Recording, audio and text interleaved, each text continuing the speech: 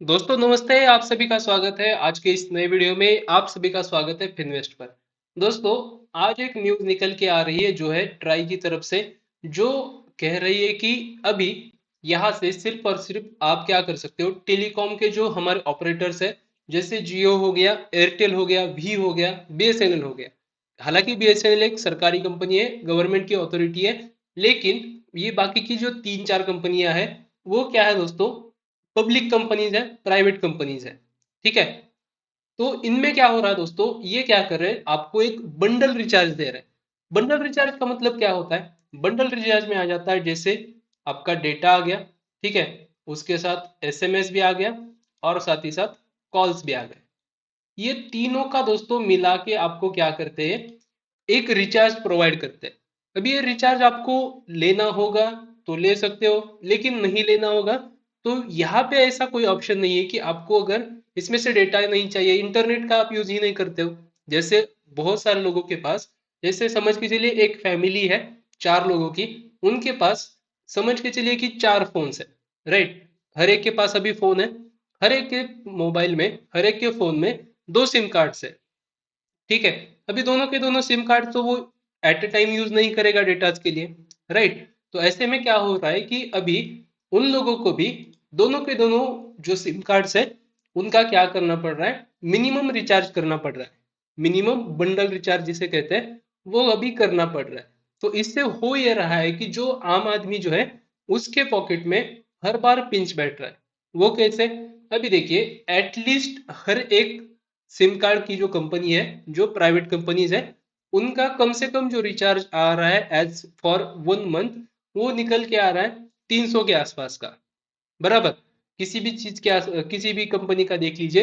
Airtel के तो high है प्राइस, उस तरीके से जियो के कुछ कम है। ठीक है, जियो का 250 के आसपास आता होगा, मुझे उतना जानकारी नहीं है, लेकिन 1 मंथ के लिए भी आपको 250 से 300 रुपए लग रहा है। तो कहीं ना कहीं आप सोचोगे कि ये जो डेटा मिल रहा है मुझे, वो डेटा मेरे कुछ काम का है भी नहीं, फिर भी मैं क्या कर रहा हूँ, इसको यूज कर रहा हूँ। लेकिन बात ऐसी हो रही दोस्तों कि ये जो सिम है वो हम बंद भी नहीं कर सकते, क्योंकि ऐसा भी हुआ है कि कहीं ना कहीं हमने इस सिम को जो है या तो बैंक के साथ शेयर करके रखा है, मतलब वो सिम जो है हमारे बैंक के साथ लिंक है, राइट। कभी कभी ऐसा हो जाता है कि जैसे मेरे यहाँ पे एयरटेल की सर्विसेज अच्छी है रेदर देन जियो। ठीक है, जियो इतना बढ़िया नहीं चलता है, एयरटेल का मुझे 5G कनेक्टिविटी मिल जाता है, तो मैं क्या करता हूँ, एयरटेल का रिचार्ज कर देता हूँ, राइट। तो इसकी वजह से ऐसा हो रहा है दोस्तों कि जो जियो का जो रिचार्ज है, वो जो मेरा जियो का जो सिम है, वो मेरा मान के चलिए एक प्राइमरी सिम है, ठीक है, जिसपे मेरे बैंक्स के वगैरह सब कुछ जो है चलता है, सब कुछ मतलब ओटीपी वगैरह वहां पे आते हैं। तो मुझे क्या करना पड़ेगा, उसको भी रिचार्ज करना पड़ेगा, राइट। तो इस वजह से ऐसा हो रहा है कि मुझे एयरटेल को भी रिचार्ज करना पड़ता है और जियो को भी करना पड़ता है। दैट्स वाई दोस्तों, दोनों का रिचार्ज मिला के एक आदमी का कम से कम 600 से 700 रुपया जो है वो एक महीने का रिचार्ज का हो चुका है, ठीक है। और यही हो रहा है दोस्तों बार बार। दैट्स वाई ट्राई की तरफ ये जब मुद्दा गया, तो इन्होंने क्या किया है कि एक रेगुलेशन लाया, और रेगुलेशन में उन्होंने क्या कह दिया कि सभी के सभी जो कंपनीज है टेलीकॉम सेक्टर की, उनको क्या करना चाहिए, एक ऐसा प्लान लेके आना चाहिए जो क्या कर सकता है, एसएमएस और सिर्फ कॉलिंग प्रोवाइड कर सकता है, ठीक है। उसमें डेटा भी हो ना हो कोई दिक्कत नहीं, ठीक है। उसमें डेटा होगा, 1-2 GB डेटा दे दो आप, देना ही है आपको बंडल करके तो, लेकिन वो जो प्लान होगा वो सस्ता होगा। जैसे अभी समझ के चलिए 300 के आसपास अगर हम दे रहे हैं एक प्लान के लिए, तो आपको क्या करना चाहिए उसके लिए, कम से कम 10 रुपए से आप प्लान स्टार्ट कीजिए, ठीक है। 10 रुपए से प्लान स्टार्ट कीजिए 210 तक, ठीक है। 210 का भी जो है मिनिमम प्लान जो है आप इसमें ला सकते हो, ऐसा कंपनी का कहना है। लेकिन इसमें शर्त ये रहेगी कि आप क्या कर सकते हो कि सिम शुरू रखने के लिए, ठीक है, जैसे सभी को पता है कि सिम शुरू रखने के लिए आजकल हमें पैसा खर्च करना पड़ रहा है।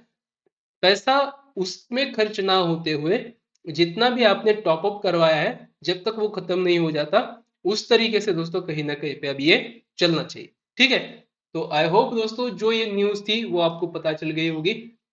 हालांकि ये जो न्यूज थी वो हमारे मार्केट से इसका कोई लेना देना था नहीं, लेकिन ये जो दोस्तों न्यूज आई है इसका इम्पैक्ट जो है इन कंपनीज के शेयर्स पे पड़ने वाला है।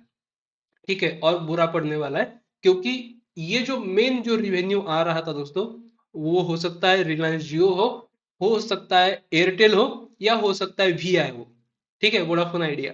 इन तीनों का जो रिवेन्यू मेनली आ रहा था वो इस बंडल रिचार्ज से आ रहा था, क्योंकि लोग तो वैसे भी उनका जो है, कोई इस्तेमाल करता है उनका नेट, तो वो क्या करता है, बड़े रिचार्जेस कर देता है, जैसे 3 महीने का कर देता है, 1 साल का कर देता है एक साथ। तो उनको क्या हो जाता है, वो चलने लगता है सिस्टम। लेकिन जो अदर सिम होता है, जैसे मैंने एग्जांपल दिया था आपको कि यहाँ पे एयरटेल का कनेक्टिविटी अच्छा है, तो मैं क्या करता हूँ, एयरटेल को अच्छे तरीके से रिचार्ज करता हूँ बार बार कंटिन्यूअसली।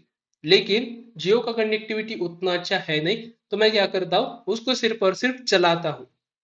तो वो क्या हो जाता है, जियो के लिए एसेट बन जाता है। ठीक है, वहां पे जो है उनको ये प्लान देने में मुझे बहुत सस्ता पड़ता है, क्योंकि मैं इसको यूज ही नहीं करता हूँ। राइट। तो ऐसे रिचार्जेस के ऊपर उनको जो प्रॉफिट मिलने वाला था वो अभी कम हो जाएगा। दैट्स वाई अभी ये नखरे भी करेंगे कि हम ऐसा नहीं कर सकते वैसा नहीं कर सकते। लेकिन अभी देखिए दोस्तों, ट्राई ने बहुत तगड़ा कंच कसा है। जैसे ही दोस्तों शिकंजे में आ जाएंगे ये, देखिएगा फिर कुछ नहीं करेंगे। ठीक है। आई होप आपको समझ में आ गया होगा एग्जैक्टली न्यूज क्या है, और इसका इम्पैक्ट जो है मार्केट में किस तरीके से पड़ सकता है।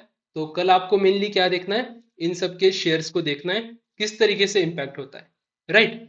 मिलता है दोस्तों इसी तरीके की नेक्स्ट वीडियो के साथ। तब तक आप बने रहिए फिनवेस्ट के साथ।